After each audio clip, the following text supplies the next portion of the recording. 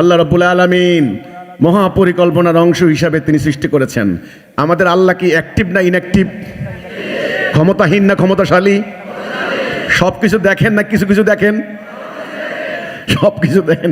সব কিছু বলতে তোমরা জানো ম্যাটার অ্যান্টি ম্যাটার, সমস্ত স্পেস। এখন বিজ্ঞানীরা বলছে 95% হচ্ছে স্পেস, আর মাত্র সমস্ত সৃষ্টির ইউনিভার্সের মধ্যে আবার আছে মাল্টিভার্স, ইউনিভার্স, আবার দৃশ্যমান ইউনিভার্স।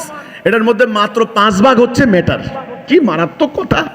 বিজ্ঞানীরা একটা তারক, একটা স্টার আবিষ্কার করেছে।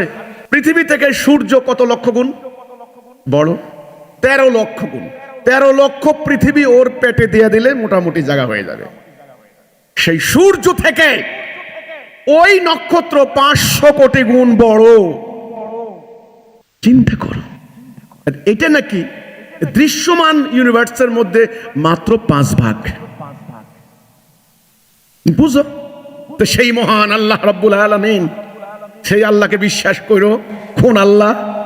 তোমার কলেজ বিশ্ববিদ্যালয়ে তোমার বিজ্ঞ প্রফেসর মাথা টাক পড়ে গেছে, চুল বাঁকা হয়ে এই পর্যন্ত আসছে, ভারী ভারী কথা বলে, আলোচনার স্টাইলে বলে দেয় আল্লাহ বলতে কেউ নাই।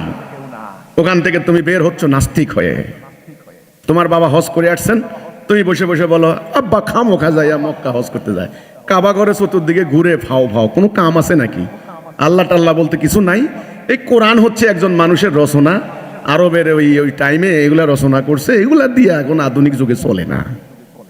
আমরা যেটা দেখবো, শুনবো, ব্যাখ্যা করব, বিশ্লেষণ করব এবং দেখার পরে সিদ্ধান্ত নিব, ওইটাই বাস্তবতা।